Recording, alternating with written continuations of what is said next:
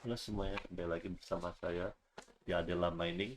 Hari ini kita mau bicarain tentang difficulty bomb. Apa itu difficulty bomb yang sudah berjalan di Ethereum Network? Apa itu pengaruhnya buat kita para miner? Dan apa hubungannya dengan Ethereum Merge? Di mana kita tahu Ethereum Merge itu akan terjadi dan kemungkinan besar akan terjadi dalam jangka waktu yang sangat dekat. Mungkin 3 bulan lagi, mungkin akhir tahun, atau juga mungkin bisa tahun depan. Tapi Ethereum merge itu bakal terjadi.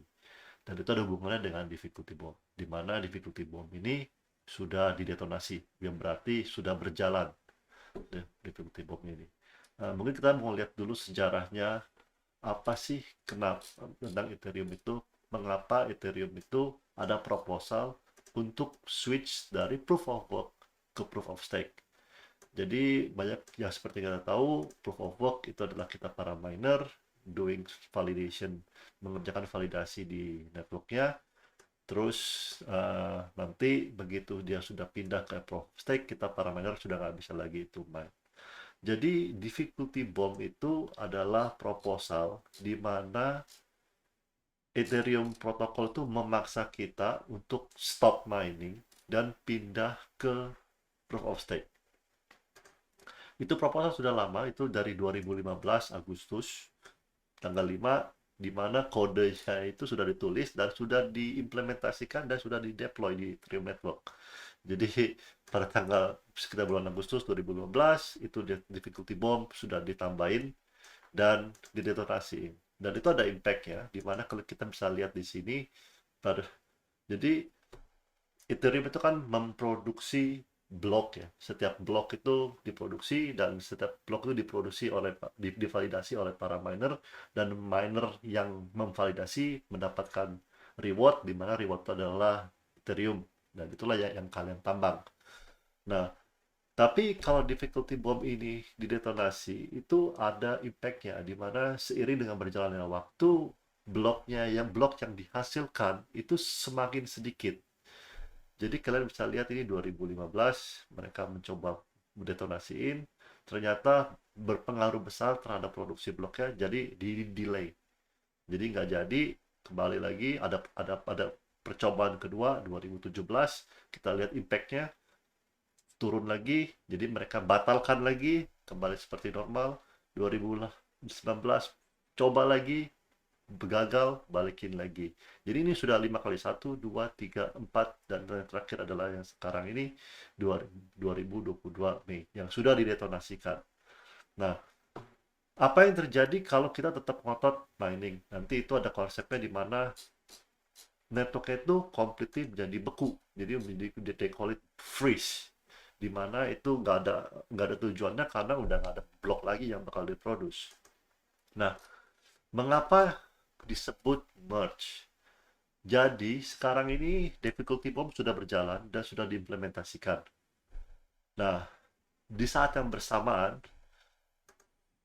mereka itu sudah memulai proof of stake di test network. Jadi seperti kita tahu, kalau belum tahu, Ethereum sendiri itu ada beberapa test network. Test network yang pertama Ropsten, Goldie, Sepolia, dan terakhir adalah Mainnet. Mainnet ini adalah yang production, di mana kita melakukan transaksi live beneran, pakai duit beneran di Mainnet. Jadi ya sekarang tuh mereka sudah melakukan tes di Ropsten. Tanggal 8 Juni ini mereka akan memulai proof of stake di Ropsten. Dan dalam jangka 2 minggu rencananya mereka akan melakukan di Gorli, akan lalu dilanjutkan dengan Sepolia, dan terakhir adalah di Mainnet. Jadi ini dari tanggal 8, 2 minggu kemudian Gorli, 2 minggu kemudian Sepolia, 2 minggu kemudian di Mainnet. Nah, begitu di Mainnet, inilah yang disebut merge. Jadi mereka akan merge proof of stake network yang sudah diimplementasikan di sini dengan yang kita punya sekarang. Di mana yang sekarang ini ada difficulty bomb-nya, di mana itu adalah difficulty bomb-nya itu semakin sulit untuk di mining. Jadi secara tidak langsung keuntungan kita para miner secara sekarang ini terpengaruh. Kalian bisa lihat ini waktu yang diperlukan untuk menambang untuk menghasilkan sebuah blok. Jadi kalau semakin itu susah, itu semakin lama dia untuk melakukan transaksi. Sebagai contoh, kalau kita kirim ETH dari satu wallet ke wallet lain, itu ada maksimum transaction yang kita bisa masukkan dalam blok tersebut. Nah, tapi kalau karena difficulty bomb itu sudah berjalan, waktu yang dibutuhkan untuk validasi itu bisa makin tinggi. Dan ini kita sudah tadi yang seperti saya sudah bicarakan, sudah 5 kali di deploy. Jadi ini pertama kali dia naik, dibatalkan, transaksi yang di deploy lagi, ke bomnya, transaksi yang naik lagi, jadi networknya semakin lambat, nggak jadi karena terlalu berpengaruh, mereka batalkan lagi.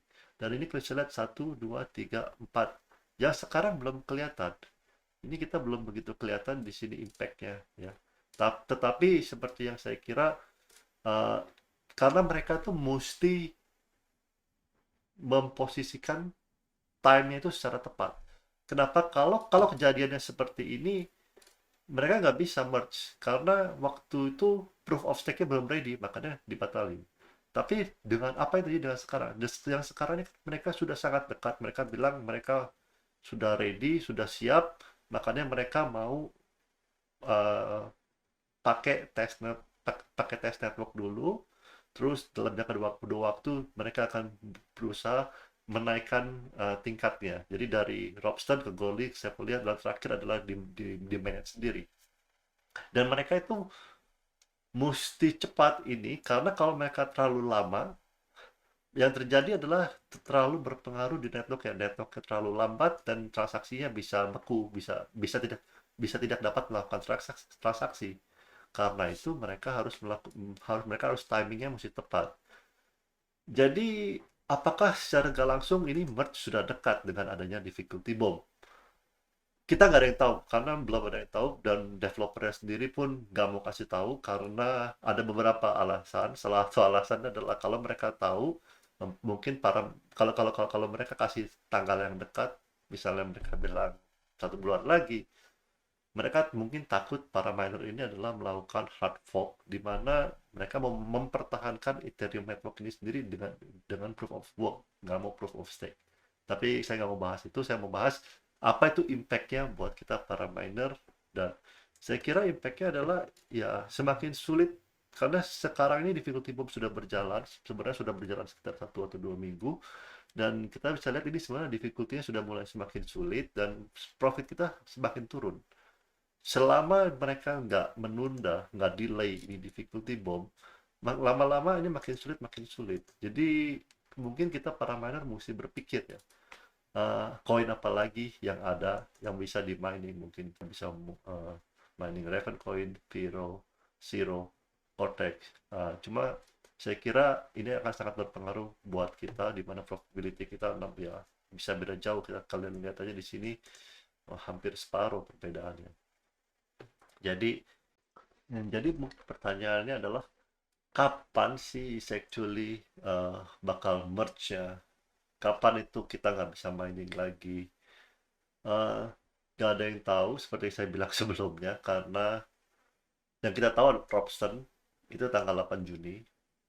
Mereka akan review, lihat apa itu impact-nya, apakah berjalan dengan lancar. Jadi akan ada banyak aplikasi-aplikasi di apps Ethereum yang sudah dideploy dari Uniswap dan lain-lainnya. Mereka akan melihat apakah mereka akan melakukan tes. Kalau berjalan dengan lancar, 2 minggu kemudian akan deploy di Goerli Proof of Stake, melakukan tes lagi, lihat lagi, lancar, 2 minggu kemudian akan dilakukan di Sepolia.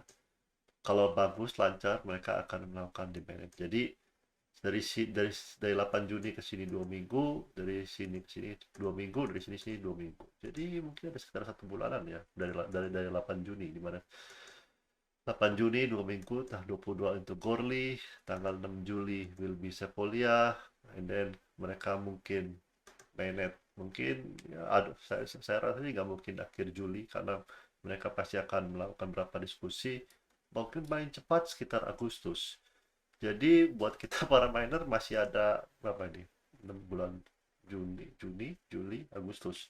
Masih ada sekitar 3 bulanan lagi buat mining sampai itu terjadi. itu paling cepat Agustus kalau nggak ada masalah. Kita nggak tahu apa yang akan terjadi, tapi mungkin buat kita para miner mesti berpikir apakah mau beli tetap beli GPU. GPU sendiri harganya mulai turun ya, sebenarnya bagus buat kita para miner, tapi ya mesti dilihat karena apakah ada koin yang bisa bertahan setelah Ethereum merge? Karena jangan salah, kalau sekarang kita lihat ini kalau Ethereum nomor satu ya, kalau kita pakai 10 3080 kita bisa dapetin $12 per hari. Tapi ya jangan salah karena apa yang akan terjadi dengan GPU-GPU yang sudah ada di sekarang ini? Seperti saya pasti mau cari koin yang lain dong. Kalau semua miner numplek ke ke misalnya ke Raven Coin, saya kira ini difficulty-nya bakal naik dan profitability-nya mungkin nggak profit, mungkin jadi nol, mungkin mungkin bisa minus, nggak ada untung karena sekarang itu hash power-nya semua hampir mungkin bisa 90% kali. Hash power GPU-nya itu di Ethereum. Jadi kalian bisa bayangkan semua miner GPU dari Ethereum numplek pindah ke Raven. Dia bisa susah sekali buat ditambang. Jadi kita nggak tahu apa yang terjadi. Buat saya sendiri, saya sekarang ya kalau itu karena Ethereum-nya juga lagi lemas, lagi lesu, mungkin saya stop dulu, lagi pause dulu. Tapi GPU sendiri harganya lagi murah, kecuali kalau memang lagi diskon ya bolehlah beli. Cuma sekarang saya pause dulu. Begitu aja. Kalau ada yang komen silahkan tinggalkan pesan di bawah dan kalau suka please subscribe and like the channel. Thank you all.